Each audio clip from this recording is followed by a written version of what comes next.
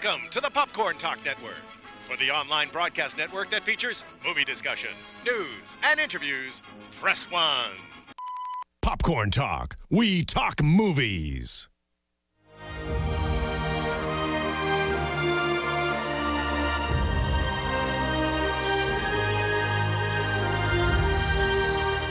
From the Popcorn Talk Network, the online broadcast network for movie talk, Alicia Malone with Scott, Movie Mantz, and the Schmoes Know. This is Profiles. In-depth spotlights on the greatest filmmakers and artists in motion picture history.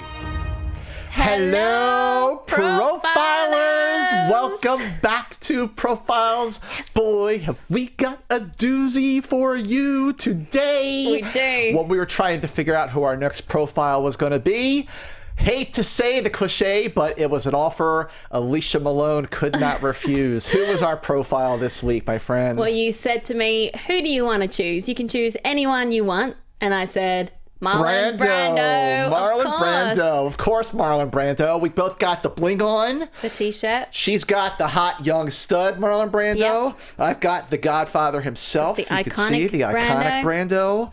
Amazing when we are looking at these films that we're going to be talking about today. What a career. What an eclectic career. Incredible. And every single performance, you're watching these movies and you're going, this is the performance of his career. Then you're watching the next one, you're going, no. This is the one. Yeah. I mean, it's just like unbelievable. And I know we say this all the time about how we say our Fast Five was really difficult. This was hard to choose. Yeah, it was, because all his roles, as you said, are very, very different from each other. He is known as one of the greatest, or if not the greatest actor of the 20th century. Definitely one of the most influential. He's credited with bringing method acting into Hollywood. And I love this quote from director Michael Winner, who says, "Before Brando, actors acted. After Brando, they behaved." Ooh. And he was such an interesting guy as well. He's kind of an enigma because he's a great actor who also made terrible movies just for money. He was a sex symbol who let himself go towards the end. He was the first ever $1 million actor who died in debt. And he loved to act, but he also described it as being really childish. He could never come to terms with fame. He wasn't comfortable with it. What a juxtaposition. All the way through. What a juxtaposition. What an interesting take on an actor whom the late, great Roger Ebert himself said was the greatest actor in the world. Bar none, from one of the greatest film critics in the world. An actor who lived by his own rules, damn the consequences, and there were many, but it is his legacy. It is the movies. It is the performances that endure. Just, before we even get to talking about this movie in our Fast Five, watching him in Streetcar Named Desire. What a freaking stud. My God. Did you see those guns? So hot. Yeah. So gorgeous and ferocious, and every single role he brought such a realism to it, and often something unexpected. Well, it's interesting because of how many times you read about how he improvised his dialogue, or he had to read from cue cards because he didn't want to memorize his lines. Yeah. And even back in the early days when his career was really taking off, he was improvising, putting his actors, his co-stars, just going, what's happening? They're like, what's going on? But you know what? It challenged them too. It made them better, because that's part of the craft, is being able to improvise. But this is a very, very special profile because it is our 30th show. Oh, is it? It's our 30th show. Wow. Since our first one, which we did on August 11th, 2014. Oh. Hooray for Profiles! Thank you. I'd like to thank Alicia Malone. Mr. Man. I'd like to thank the Profilers.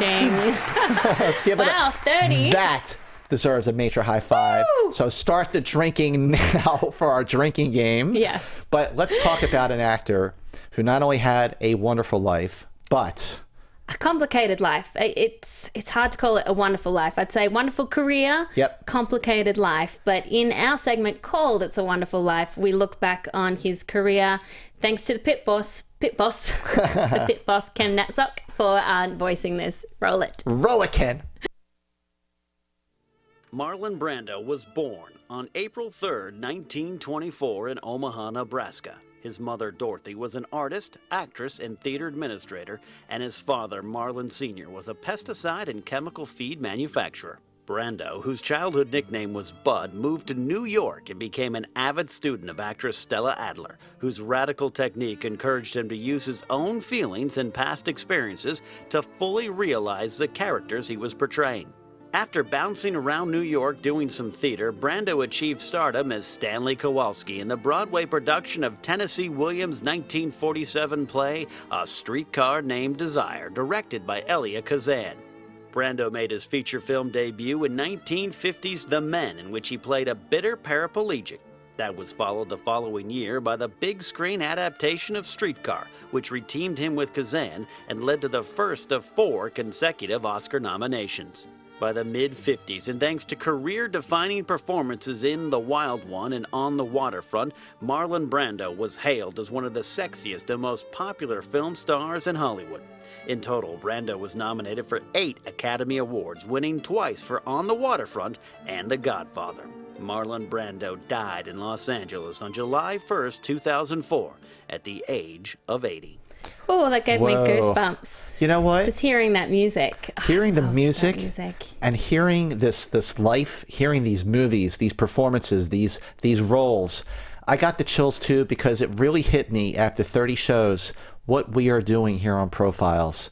Not just looking at modern actors, great filmmakers, but that we look back at Hitchcock and we look back at Marlon Brando. Yeah. The scope of what we are doing just makes me so proud. Me too. And I get so excited when people then tweet me saying, I watched this because of you guys. And that just feels really, really special. And hopefully we can do justice to Brando, because I mean, he's such an important part of all our lives. Absolutely. And just like you said, reading, film lovers, getting tweets and Facebook messages from people who go, I never saw such and such but now I did because I want to prep for Profiles. Yeah. So as they are seeing their first Brando movies, what was yours? My first taste of Marlon Brando was in The Godfather. Okay. And I was young, and I remember my dad used to watch it quite a lot, so I saw it in snippets. I think I've told this story before, but just seeing him, I couldn't kind of understand who he was, because then not long after that I'd see him in Streetcar and On the Waterfront. You know, I watched a lot of classics when I was growing up,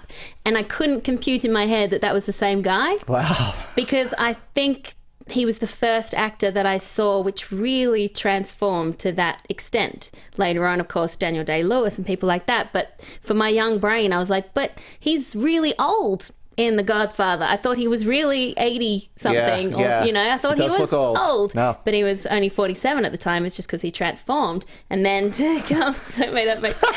And then to look at him, you know, in Streetcar when he's younger. So that's what I really remember, just seeing that physical transformation. So when you saw Godfather for the first time, it was not in the cinema. No. But you just recently had a very special experience in the cinema with The Godfather. I was so excited. There's a company in LA who puts on these special events, and as soon as I got the newsletter that this was happening, I was like, buying 2 tickets, and I'm going to force Maud Garrett to finally see The Godfather. But it was a really special screening. It was downtown at the historic Los Angeles Theater. Oh, yeah. Which is so beautiful inside. Old. And the best thing was, they said on the invitation that you had to dress as if you were going to the Corleone wedding in the 1940s. So men had to wear suits, and the ladies had to wear evening attire, preferably from the 40s. So I said, Maud, raid my cupboard, because I love that style. We got all dressed up. It was so much fun. They had a fake wedding band downstairs and a dance floor, and then upstairs they had a DJ. Elijah Wood was DJing. Oh, wow. And then they had the presentation of the movie, and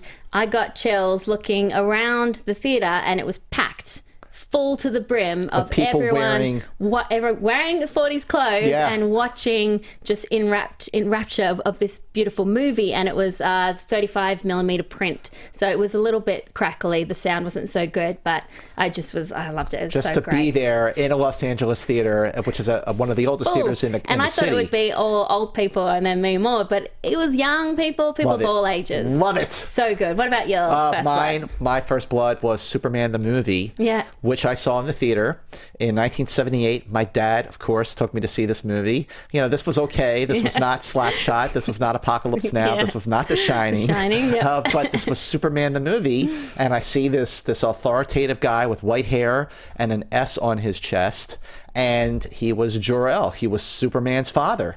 And how ironic that our last episode of Profiles, Russell Crowe, who also played Superman's father. Yeah. So I don't know what a hell of a coincidence that turned out to be. But I didn't realize that this was the Marlon Brando until I went out and saw The Godfather, and then I went back and saw On the Waterfront and Streetcar. I'd never seen some of the other films that made him really, really famous. But what's interesting is that in that movie, if you remember, he's wearing the white outfit and he's wearing the S on his chest. And I was thinking, I said to my dad, why is he wearing an S? He's not Superman.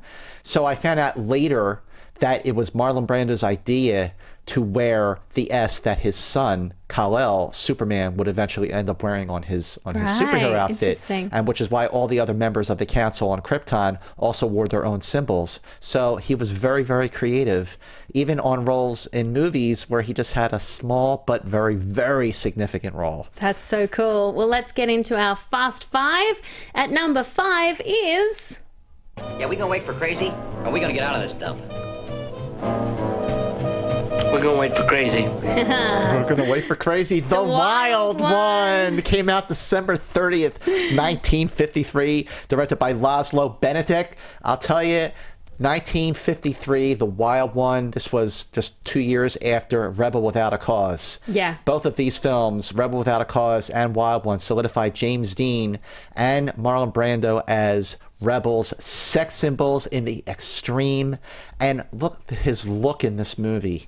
He's so freaking cool driving that bike, wearing the hat, the sunglasses, the leather jacket with the long... the jeans. And by the way, his leather jacket is a Schott New York City Perfecto 618. Which they still sell. Oh, and they he still designed. sell. Well, apparently sales of leather jackets and jeans skyrocketed after this movie. This is such an iconic role because of that, because it opened the door for these rebels and these motorcycle movies. It was the original outlaw motorcycle film. Controversial at the time. It was banned for 14 years in the UK. Yep. And then here in America, they worried that it glamorized gang violence. Now, something interesting that I discovered in the research, but I'm sure you would be able to say if this is true or not. Okay. You probably know what I'm going to ask. I think does it have to do with something that begins with a B? Yeah. Okay, say it. Okay, so there is the Black Rebels Motorcycle Club, which now there's a rock band called Black Rebel Motorcycle Club, and the other gang, the Beatles. The Beatles! And then there was a rumor that that's where the Beatles, in different spelling, got their name. Okay, that rumor started. It was banned in UK. So. Exactly. So the rumor started because the other motorcycle gang was led by Lee Marvin, who played Chino. And he shows up and he says to Brando and his gang, he goes, "Did you miss him, fellas? Yeah, the Beatles missed you. All the Beatles missed you." So they used that clip from The Wild One in the 10-part Beatles, in the 8-part Beatles documentary, The Beatles Anthology, as a setup. And that's where the rumor came out. So that must have been where the Beatles got their name. But like you just said, the movie was banned in the UK for 14 years. So it is still possible that some of the members, especially back in the late 50s and early 60s, saw it. It's pre-Google, so they went... Pre-Google, yeah, they Googled the name for groups. Yeah. But, you got to remember that in Liverpool in the late 50s and early 60s, they were getting rock and roll because it was getting smuggled in by seamen coming in from overseas. Right. So it's very possible that they could have found a real print of the movie and watched it.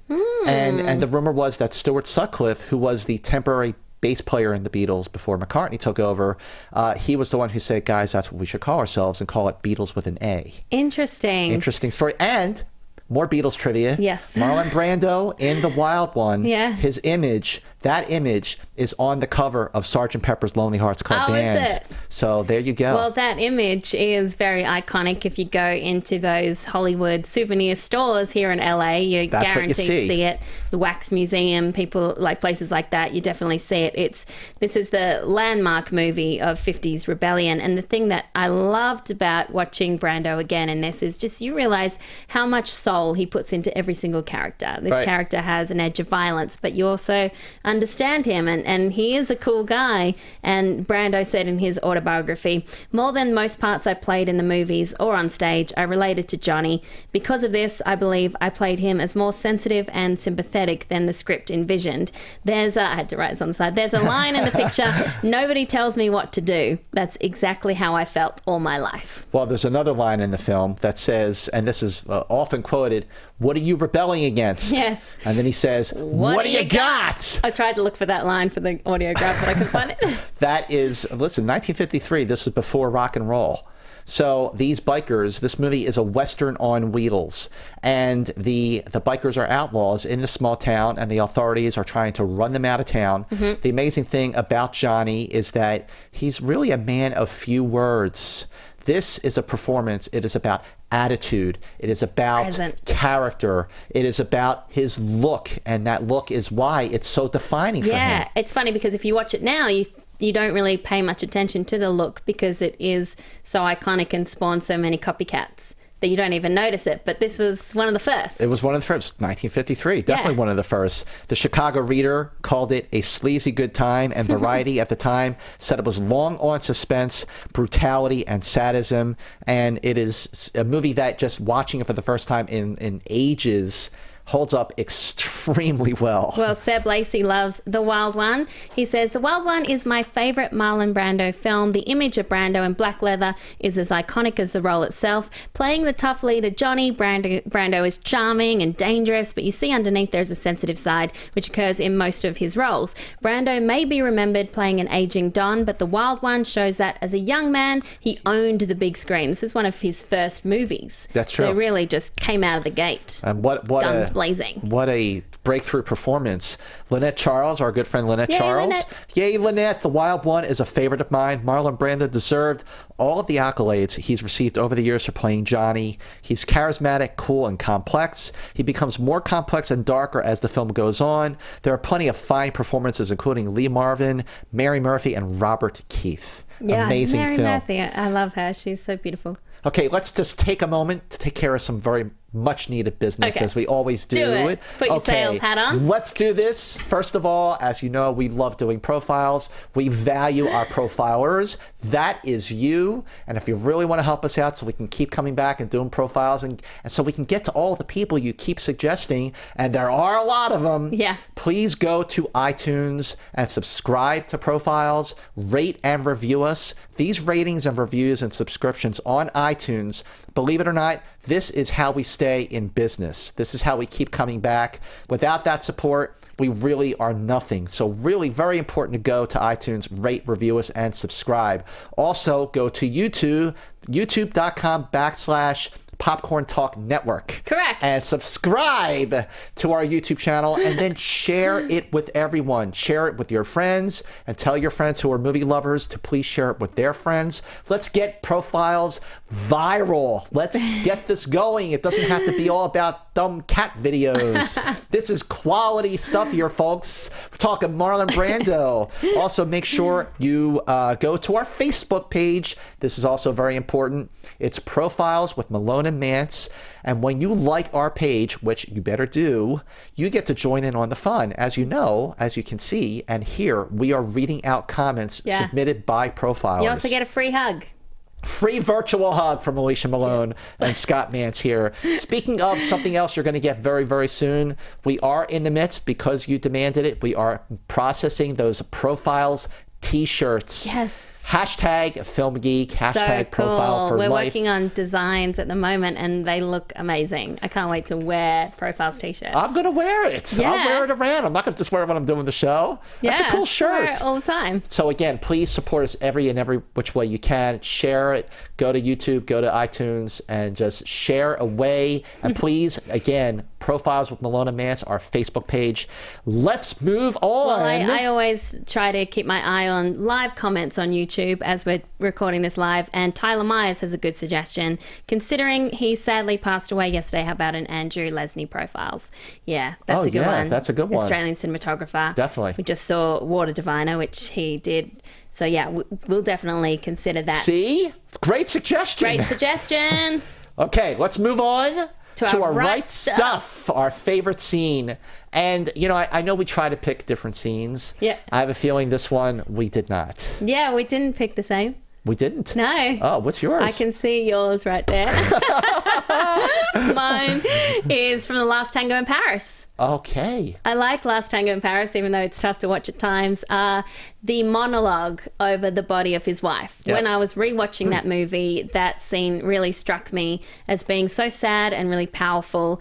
He's trying to figure out what happened to her. She's committed suicide. He's trying to understand why she did it, whether he actually knew her at all, and he gets so angry, he's swearing at her, and then he's crying, and it's just such an emotional scene. But interestingly, though, because Marlon had a tough time remembering lines, so where'd he put them? He put them all over the place on cue cards, and then Bertolucci had to try to shoot around them. Apparently, he also wanted to put some lines on Maria, his co-star's rear end. She said no. She said no, but apparently in this particular scene, he looks up all dramatically, and he was looking for his line. But he's still in character completely the whole time, and it really is haunting, that scene. That scene and that movie, that performance, I know we'll talk more about this, but it really is the most vulnerable, gut-wrenching, soul-bearing, raw performance he ever gave. And that movie came out the same year as The Godfather. Amazing. So what a year. I mean, a lot of people feel like he might have squandered his talent after the 50s, but he picked it up again quite well in the early 70s. Yeah. Now, my scene, and I just assumed that you would go with this too, because it's not just a great Marlon Brando scene, Alicia Malone. It is one of the best scenes in movie history. This is, of course, On the Waterfront, the scene in the back of the cab with Rod Steiger and Marlon Brando, that I could have been somebody, I could have been a contender scene. What makes that scene so great is not just because of the significance in the movie, that is two brothers confronting each other, but it's about betrayal. It is that scene when Charlie, okay, right. Yeah, do that again. He's holding the gun, and he says, Charlie. He just pushes the gun away. Brushes it away. Fearless. He doesn't care if you might pull the trigger. And Charlie, Rod Steiger, is so disarmed by that moment. Literally disarmed. Literally, yeah. He's good one. Give it up. Good job. He is so disarmed emotionally that he sits back and he just looks up at the sky like, what have I done? What am I doing here?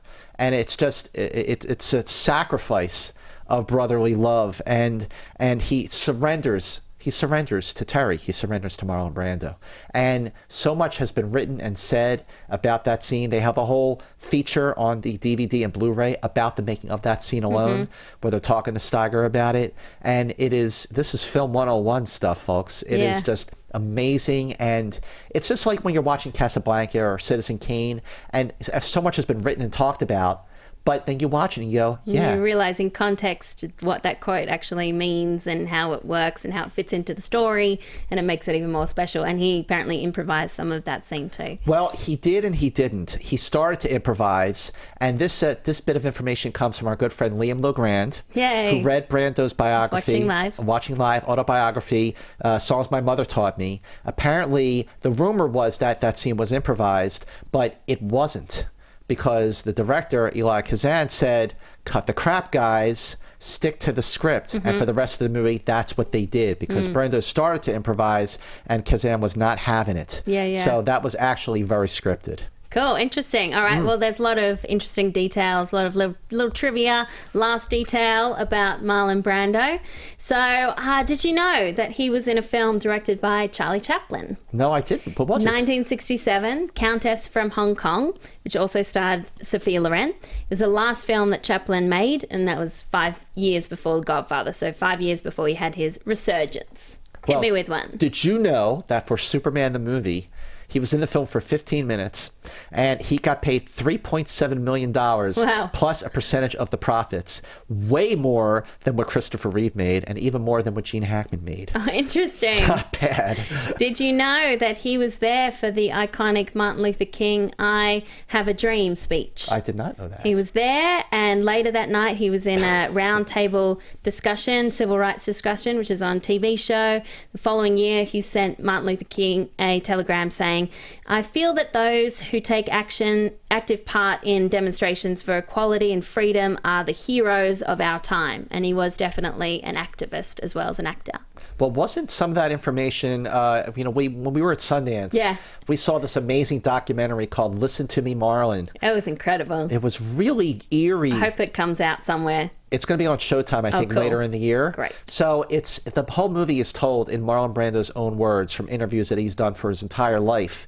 And hearing him talk from beyond the grave about his life. He did so many recordings just of himself talking, and it was like hearing a ghost. It was a really eerie, surreal, haunting film, but fascinating, and just I've never seen a documentary like this before. Neither. So when it comes out, Profiles, you got to check this bad boy special. out. Well, did you know that Marlon Brando wanted to play Jay Gatsby in The Great Gatsby? Interesting. But he wanted $4 million. And the studio said, no thanks. Wow. I can't, imagine him in that role. That would be interesting. That would, especially because it would have been after The Godfather. Yeah. Well. Let's get on to our... Number 4. In our Fast You've Five. been had. Oh, really? I don't want to know anything about your past, baby. I think I was telling you the truth. Oh, Last Tango in Paris, released at the New York Film Festival on October 14th, 1972. Directed by Bernardo Bertolucci.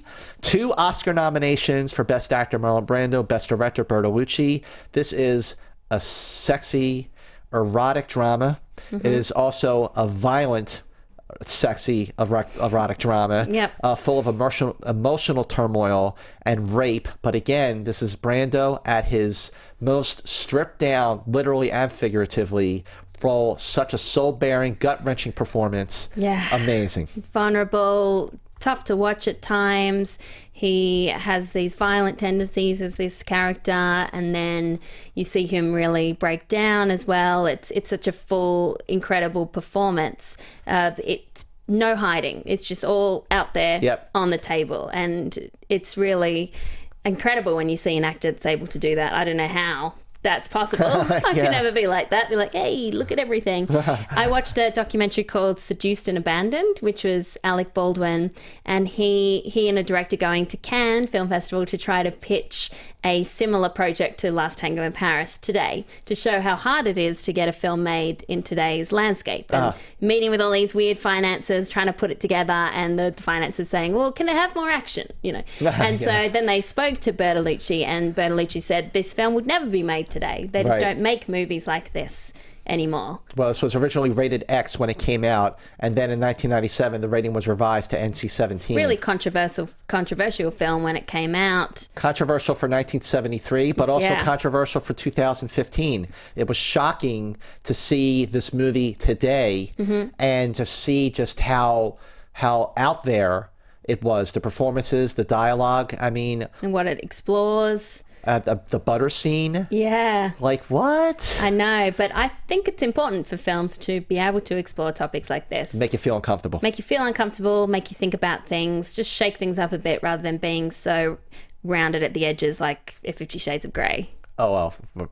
You know what I mean? 50 Shades of Grey does not even compare. It's not even in the same league as Last Tango in Paris. I know. But as far as the movie shaking the core of everyone who's seen it, that was not limited to just the public, but also critics and also other filmmakers.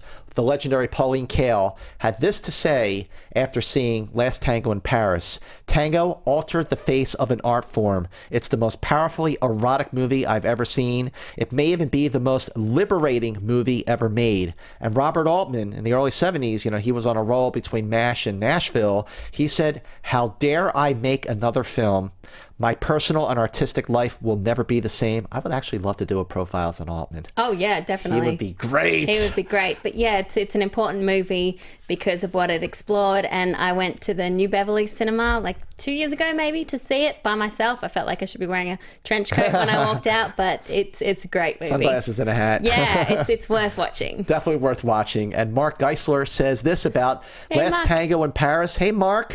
For the role of Paul in Last Tango in Paris, Brando essentially played himself. Interesting.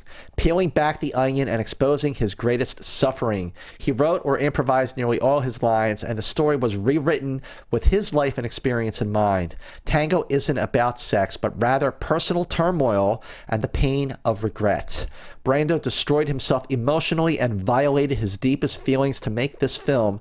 His pain in Tango is the performance. It may not be as popular as his other films, but it is still Brando at his finest and his most vulnerable. Completely agree. Completely agree. On the live chat, Rachel Cushing said, people misread it a lot, focused on the sex and violence, but missing the context and the ideas behind it. It's a hard movie to watch, like you said. Yeah. Well, that brings us to your favorite part of Profiles, Alicia Malone. Quiz show. Quiz show, where we test each other's knowledge of all things movies and Brando. Okay. I'm going to kick things off here. Do. Okay. Marlon Brando. Oh, you're going to know this. Damn. Marlon Brando was the first actor to make more than $1 million to star in a movie. What was that movie? Was it A, Julius Caesar? Was it B, Guys and Dolls? Was it C, Mutiny on the Bounty? Or was it D, The Chase? I don't know. I'm going to say again. Was it A, Julius Caesar? Caesar. Was it B, Guys and Dolls? Guys and Dolls. Was it C, Mutiny on the Bounty? Mutiny on the Bounty. Yes, exactly. Damn, girl. I'm terrible at remembering trivia like that. I'm just good with dates. Everything else, forget it. But all right. Well, my question is one that's like, you might just have to guess the answer. Let's hear it. But how many languages did Marlon Brando speak?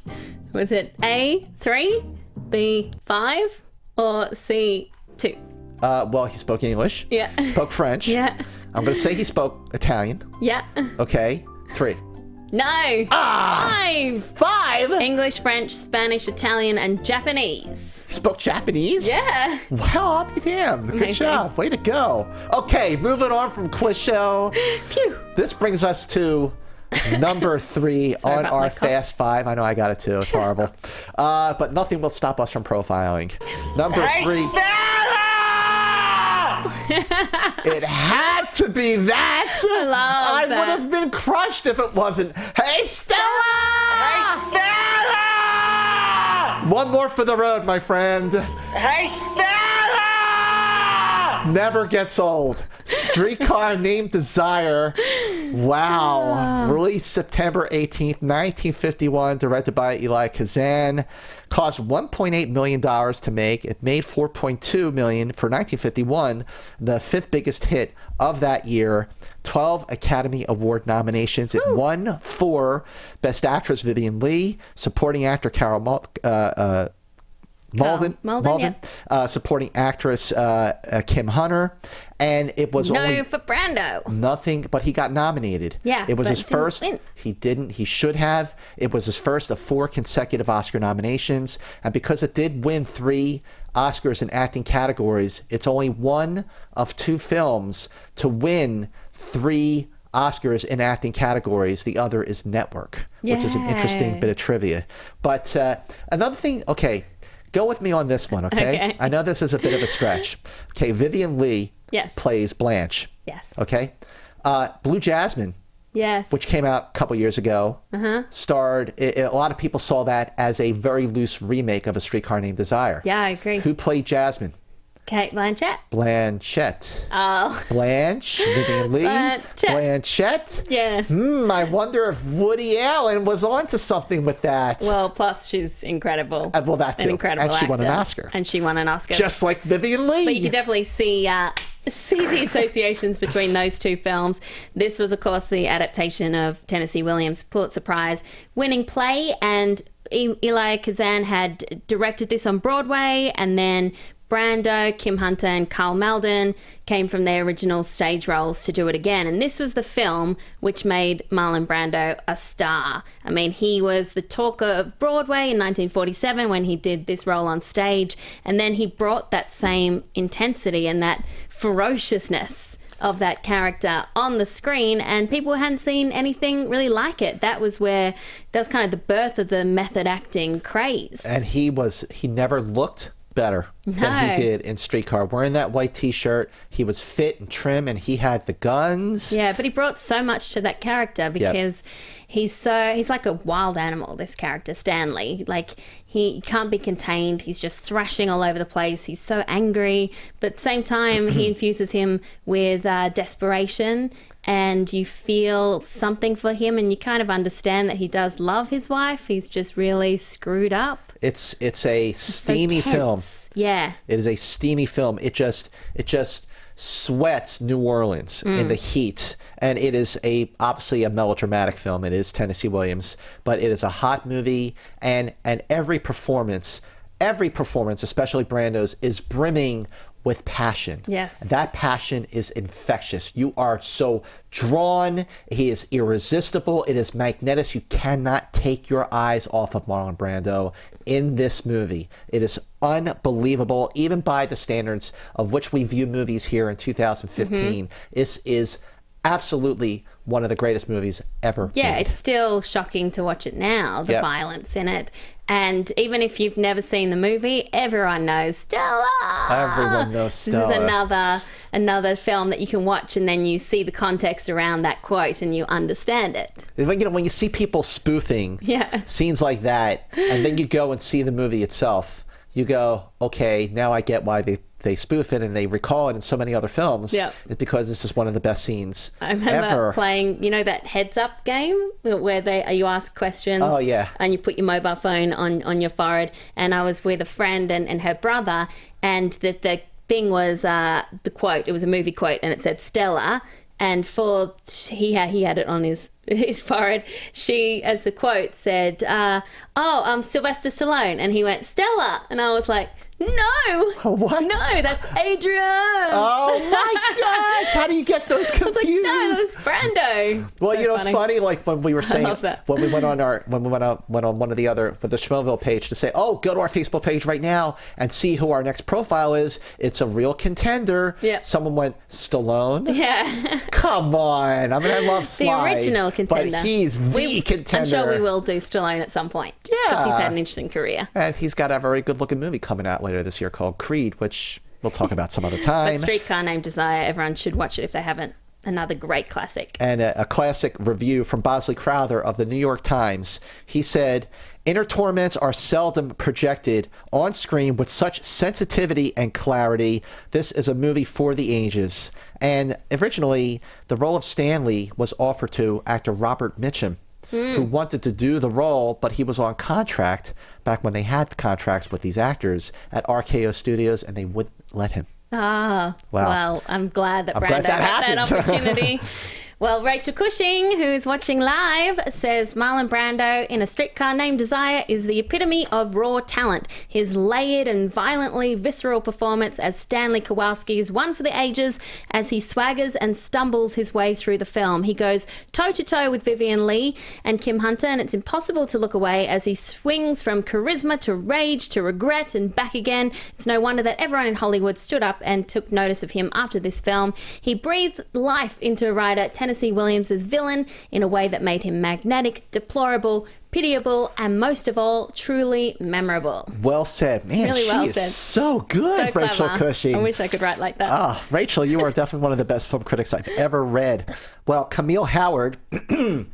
Just FYI, both fighting a bit of a cold here. Yeah. But nothing will stop us from profiling Marlon Brando. Quite a few people are fighting us at the moment. Something's going around here in L.A. Camille Howard says this about A Streetcar Named Desire.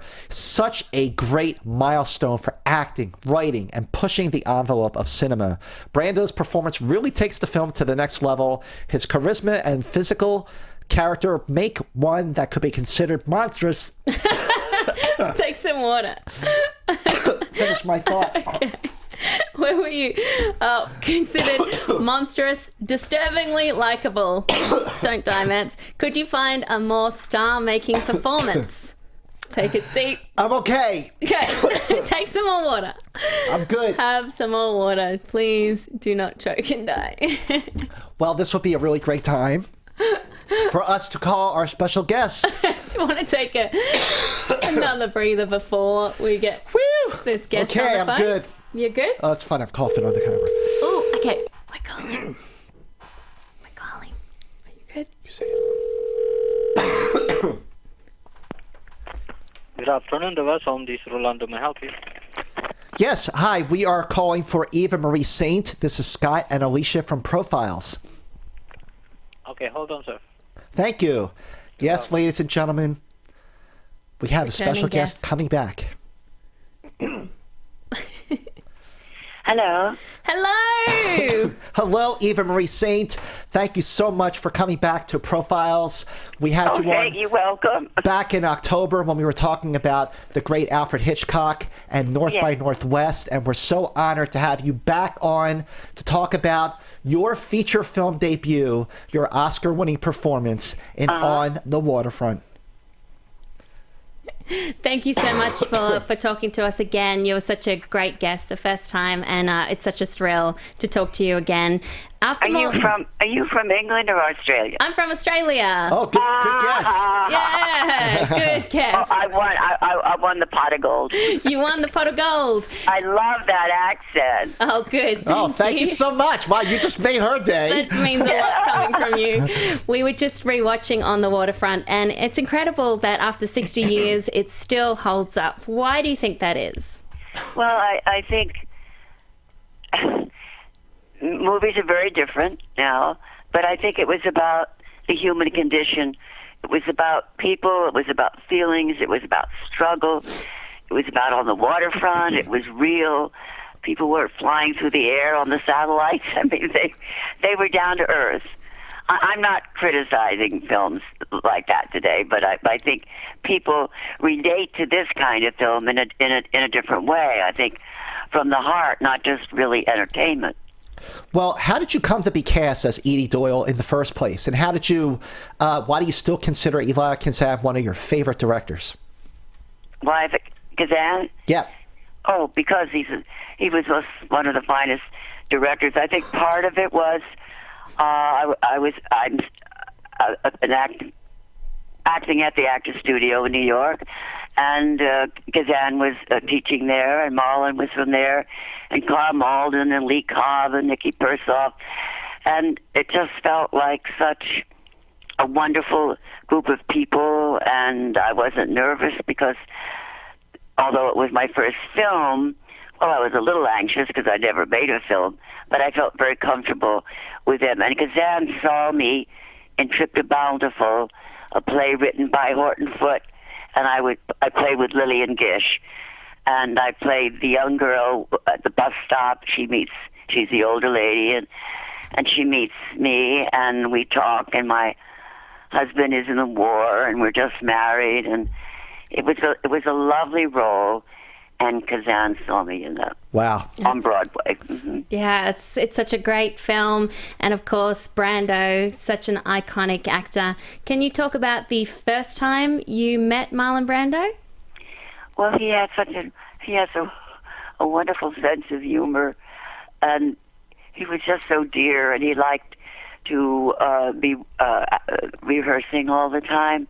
And that's how Gad works. When he would filming a scene, you would be in the next studio rehearsing because you were up next, and so you were just always working. No time to sort of kid around, getting to know you. No.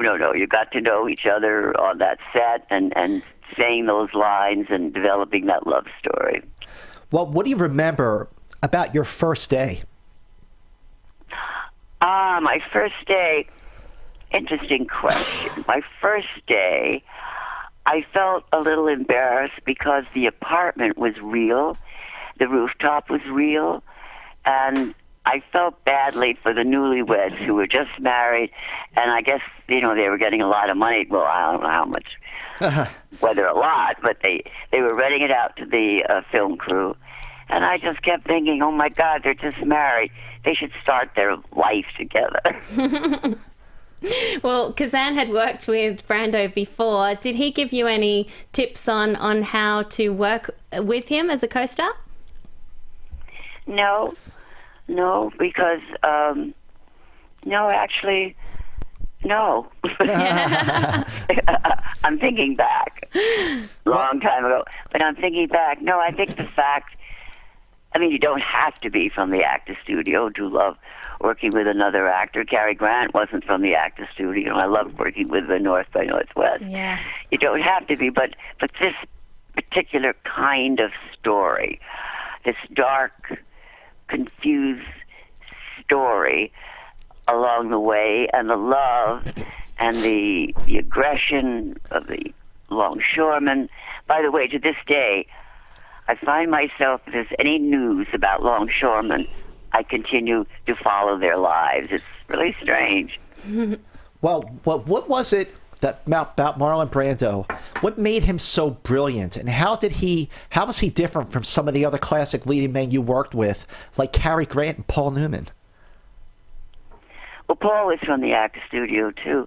There was something about Marlon, when you would do a scene over for whatever reason, the lighting or whatever, we would say the lines, of course, that we learned and we worked on, but every time if we did it, he would read, the emphasis would be on a different word, like instead of I love you, it would be I love you, or you know what I mean? Yeah. So it was always fresh.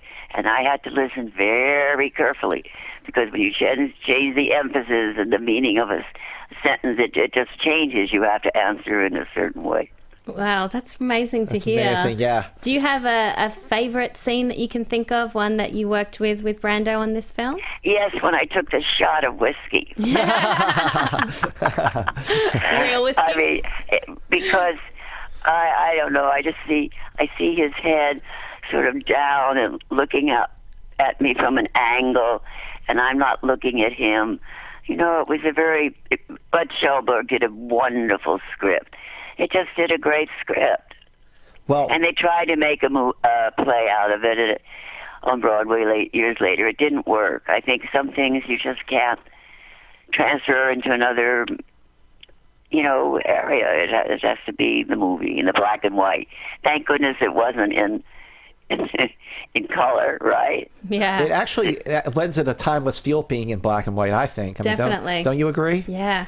What did you say? That it being in black and white, it actually makes it feel more timeless. Oh, exactly. But I wore a navy dress through the whole thing. To this day, I do. If you want to come and look in my closet, you're welcome. Oh. But you will not find one coming over. item navy. I don't own a navy anything. It's just like when you wear your clothes when you're pregnant, when you have the baby and you're not interested in it anymore. That's so great.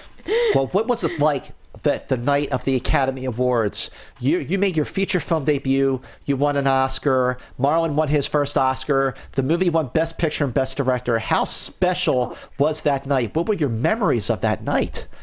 Well, it's interesting. Do you hear the excitement in your voice? Yes. Yeah, okay. I don't know how old you are, but you're carrying over what happens with the Oscars today. Believe me, in those days, there was Hollywood and there was New York. And there was the coaxial cable on television. And people felt, unless the movie was made in Hollywood, I don't know. I don't think they thought we would win. I really don't know. But it was so low key. We were at some big hall somewhere, sitting there, and it was so exciting. I was pregnant. I actually had a baby 2 days after that. Wow, good week. Yeah, and my husband said, I still have my director husband, Jeffrey Hayden. He whispered to me in my ear. He said, "Now, if your name is called, I want you to count to 10. I said, oh, sure, I can do that. and then I heard my name called. I started to get up. I couldn't. Why? He had his thumb on my thigh, and I could not move. And then after I counted to 10, he released it, and I ran up. But you see, I just said something like, thank you, I'm so excited I may have the baby right here. And I left the stage.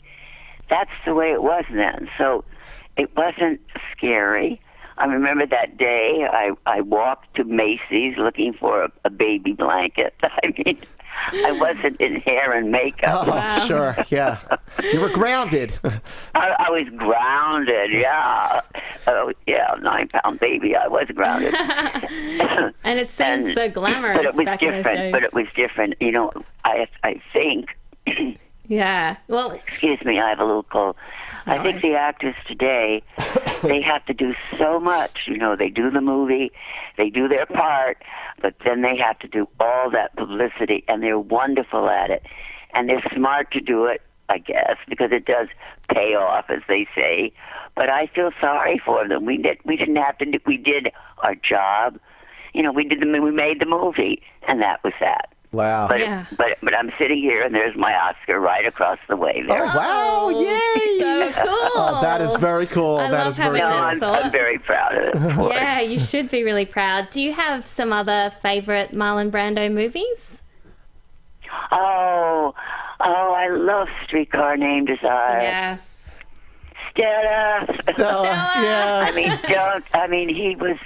He was magnificent in that. I mean, they all were. Kim Stanley, they just were wonderful in that movie. Well, and if no one has not seen that, who's listening? Yes, watch if anyone is listening, right? If you are listening and watching, you can count on it. I hope they see that film. He outdoes himself. No one could have played that part.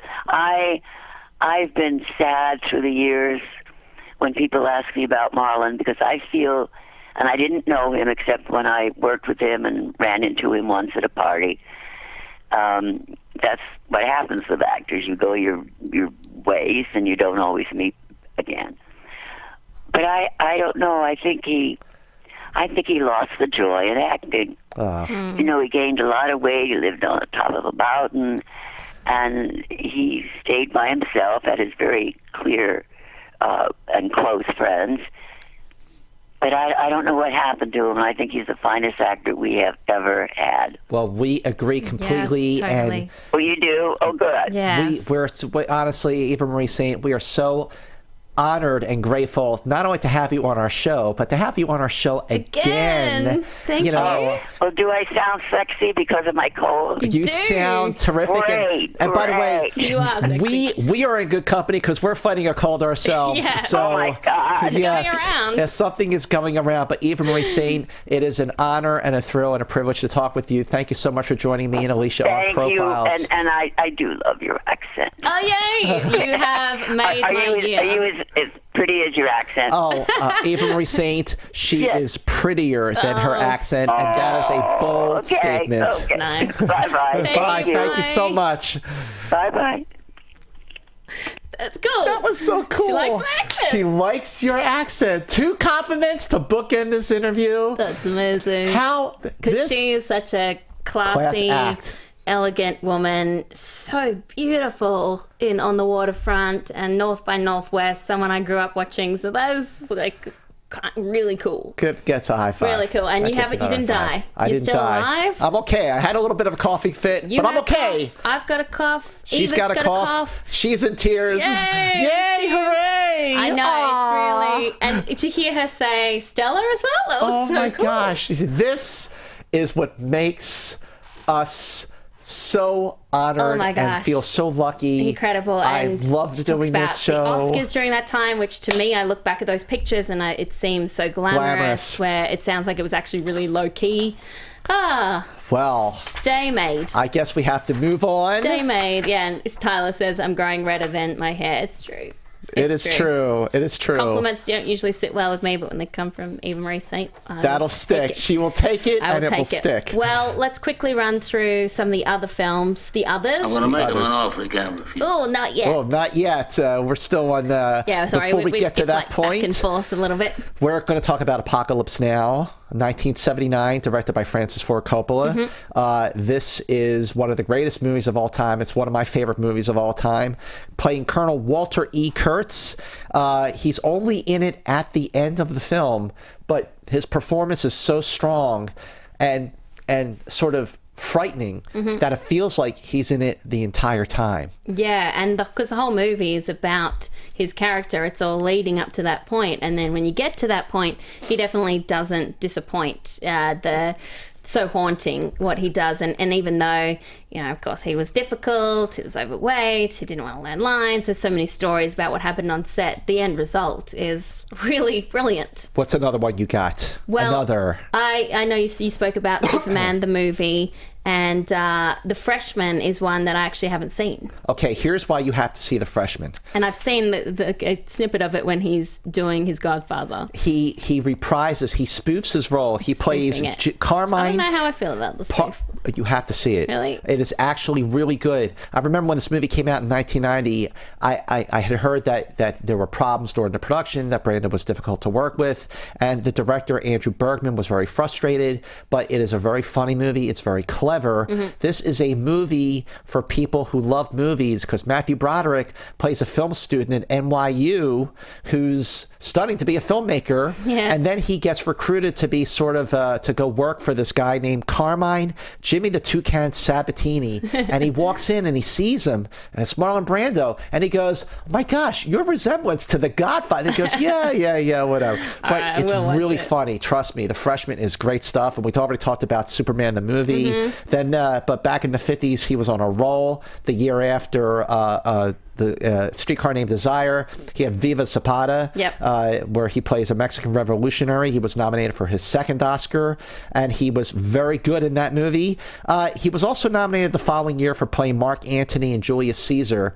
Even though a lot of people felt like he was a little miscast, he still got nominated. And then even into the 60s in the movie The Ugly American, another excellent film with a great performance from Marlon Brando. Well, on our Facebook page, we have our brackets where our profilers pit two characters against each other, and then people vote to say which one should win. So thanks to Liam Logrand, who's a huge Brando fan himself, and he's watching now. It came down to Stanley versus Terry. So Stanley from Streetcar versus Terry from On the Waterfront, and then Don Vito from Godfather versus Paul, and then it got down to Don Vito versus Terry. Who do you think won? It's got to be Vito. No. Wow. Terry from On the Waterfront won 17 votes to 12. Wow. So that is cool. That's cool. That is cool. Because we'll get to why. But now, should we get into our Fast Five number 2, which is... I'm going to make him an offer again. Yes! I love that line, so I don't mind hearing it multiple times. We can hear that again if you want. I'm going to make him an offer again with you. Bingo. Can you do an impression? I'm going to make him an offer he can't refuse. I'm going to make him an offer he can't refuse. She loved your accent. Eva Marie Saint loved your Australian accent. I'm never changing. How cool was that? It's really cool. Love it. Okay, The Godfather, released March 24th, 1972. Of course, directed by Francis Ford Coppola. We've spoken about this movie several times. Pacino episode, and Coppola episode. But you can never talk about it too much. 11 Oscar nominations. It won 3. Best Picture, Adapted Screenplay, and Marlon Brando's second Academy Award. This one collected by Sashi Littlefeather because he protested the Academy Awards that year. Yeah. Not atypical for Marlon Brando to do something controversial, but his performance as Vito is such a stark contrast to Al Pacino's performance as Michael. They're so different. Michael you feared him, but people were genuinely afraid of him. Vito, played by Marlon Brando, people respected him. They liked him. They wanted to do stuff for him. They feared him to an extent, but they genuinely liked Vito Corleone. And he was actually a good businessman. He didn't want to get into drugs, whereas Michael, as we saw later, The Godfather Part 2 especially, he was quite corrupt.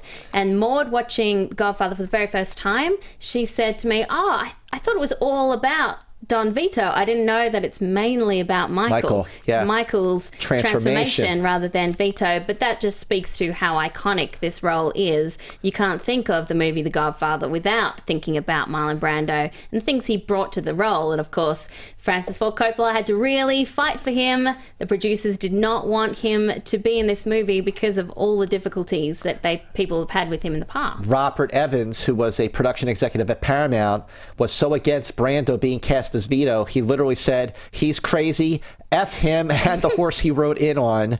But in the end, Brando just gave a performance for the ages, one of many, and he wanted Vito to look like a bulldog, so he had a dentist design a mouthpiece for him. Yeah. Took him 3 hours a day to get that thing put into place so he could look convincing as Vito Corleone. The little things that he brought to the character, it was such a transformation. This movie's filled with iconic moments. Stanley Kubrick said it was the greatest movie ever made, and Brando was surrounded by these young actors who all were so inspired by him and influenced by him and grew up loving him. You know, with Pacino and James Caan and Robert Duvall, they all had such respect for him. Such great performances in the beginning of the film. You know, when the guy's like with the cat, but then when the guy comes in, the singer, and he wants to be in this war movie, he goes, "Oh, you can act like a man." Yeah. What am I gonna do? What am I gonna do? Yeah. And you're like, whoa! Comes out of nowhere. It comes out of nowhere. But then later on in the film, after Sonny gets shot 127 times, and he's looking at the body, and he goes, "Look what they've done to my boy." I know. So vulnerable and heartbreaking. That is why this man won his second Academy Award. And I really annoyed Maud during it because I kept leaning over and being like, "Did you know that this part was improvised?" You were the director's commentary. Yeah, she was like, no, I like these little comments. I have to go. So this is from John Goetz. Says, I have to go with the cliche on this one and say The Godfather is my favorite Brando performance. In a relatively short amount of screen time, Vito makes an indelible mark not only on this film, but on all film, period. It is the greatest example of a kind touch that can still somehow make you fear him.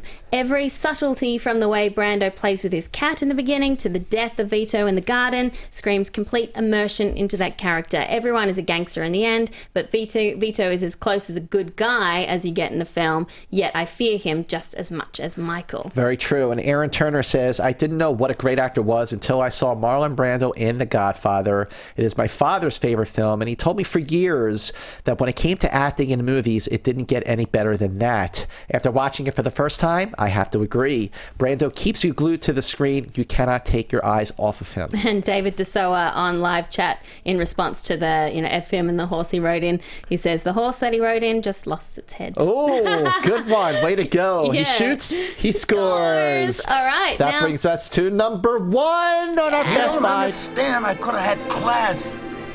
I could have been a contender. I could have been somebody instead of a bum. So good.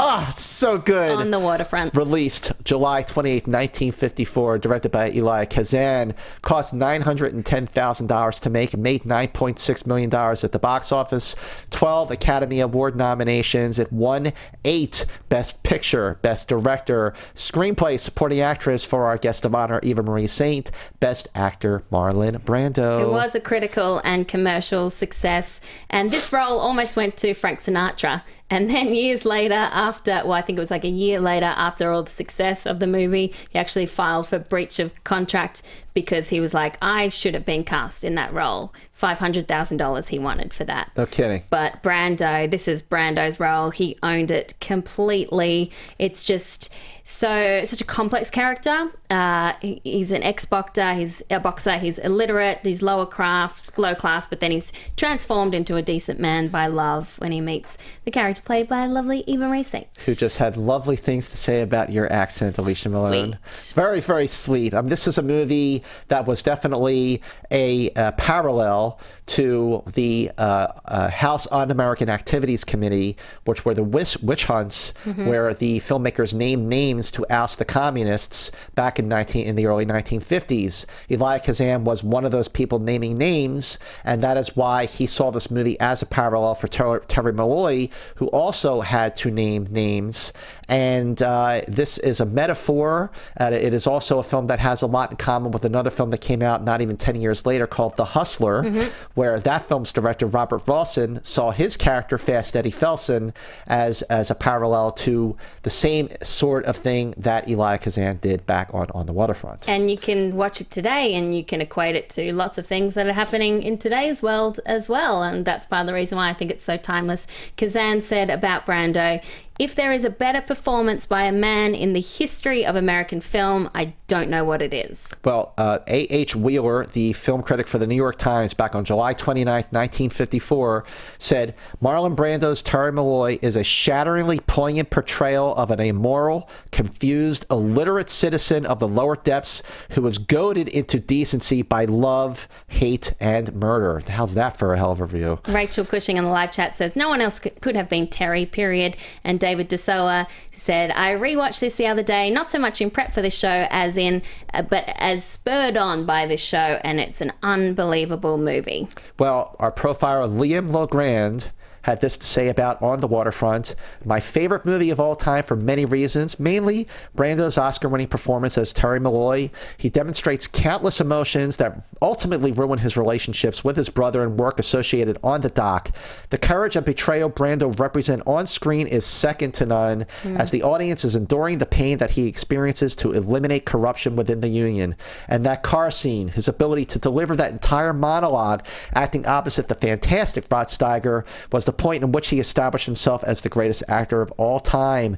Knowing that Kazan created the film as a response for ousting communists within Hollywood demonstrates that you shouldn't be afraid to stand up against what is immoral in certain scenarios throughout life. Hashtag Film Geek, hashtag Profiler for Life." And I love reading the live comments again.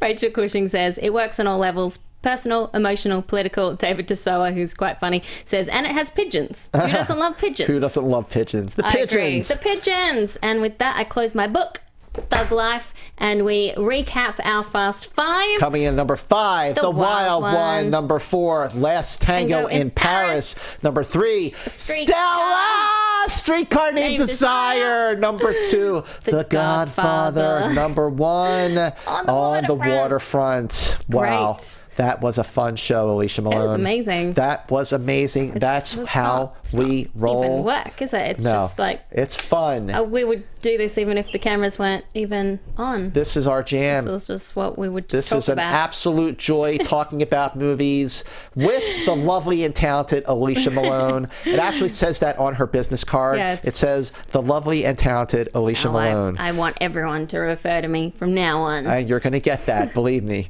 On iTunes, make sure you subscribe to Profiles, rate and review us. We need these ratings and reviews to survive. Tell your friends about us. Yes. Share Profiles. My very good friend, Scott Mantz, and yes, men and women can be friends. Yes. Just be friends. Yes, they definitely can. At Movie Mantz, at Alicia Malone, at Movie Mantz, at Alicia Malone. One more time. At Movie Mantz. At Alicia Malone. Tell us what you watch after seeing this show. We love to hear your comments, and we can't wait.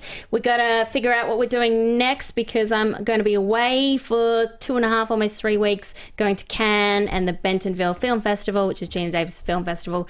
So we'll figure it out. We'll figure it out. Either we'll just take a bit of a break, or maybe we'll just do a special Profiles. Maybe you can get a guest host to come in. Maybe. We'll see. We'll figure it out. But until next time, please share Profiles, like our Facebook page, Profiles with Malone and Mantz.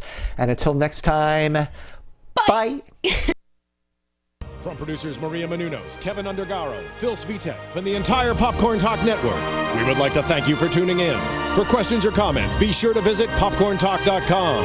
I'm Sir Richard Wentworth, and this has been a presentation of the Popcorn Talk Network. The views expressed herein are those of the hosts only and do not necessarily reflect the views of the Popcorn Talk Network or its owners or principals.